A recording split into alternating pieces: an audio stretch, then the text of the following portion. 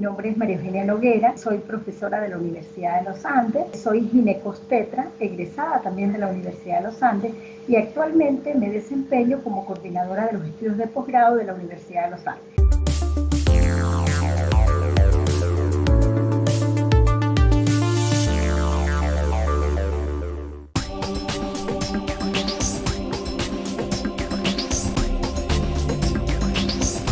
Una de las cosas más importantes de la embarazada es eso, decirle que se quede tranquila en casa, que el aislamiento social para ella es mucho más importante que para cualquier otra mujer, porque en este momento depende su vida y la de su hijo y por ende pues la de su núcleo familiar.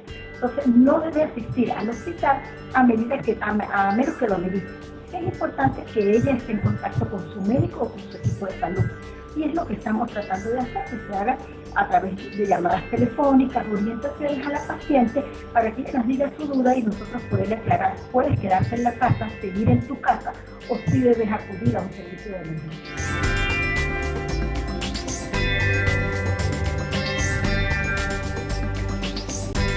Hasta ahora no ha existido transmisión vertical, es decir, que no hay riesgo de la mamá transmitir a su hijo a través de la placenta o a través del canal del parto.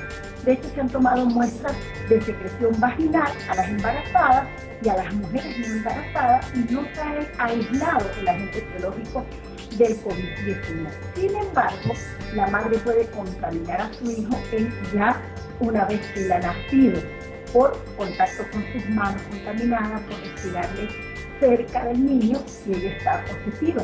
Entonces ahí vienen las medidas de higiene que deben ser mucho más extremas en la embarazada que ya está a punto de dar a luz o que ya tiene su recién nacido, y es lavarse muy bien las manos con una solución jabonosa durante 20 segundos, usar siempre lo que decimos mascarilla quirúrgica, una mascarilla que tape no solo la parte de la boca, porque mucha gente piensa es tapaboca, pero no es para tapar la boca, es para tapar la boca y las fosas nasales.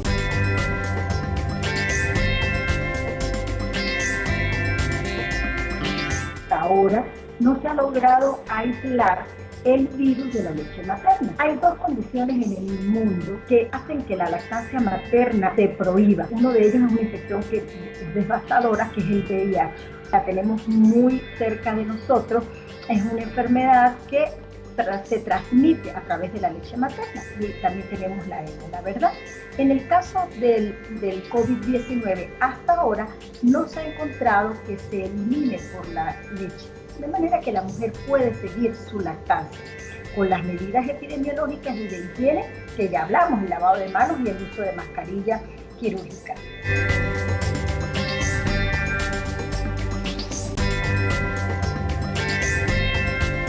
En el trabajo de parto, una de las cosas que da un poco de tranquilidad es que no se ha logrado aislar todavía COVID. Digo todavía porque estamos en eso de que no sabemos o sí sabemos, pero no se ha aislado el agente etiológico de secreciones vaginales. De manera que la indicación de por qué vía debe culminar el embarazo, es decir, por vía vaginal a través del parto vaginal o por vía abdominal a través de la cesárea, no va a depender de que la paciente tenga o no una infección por COVID. Va a depender de qué, de la indicación obstétrica que tenga la paciente. Por decirte, si ella tiene una infección por COVID leve, pero tiene 2 partos vaginales anteriores, probablemente a esta mujer le va a ir mucho mejor con un parto vaginal.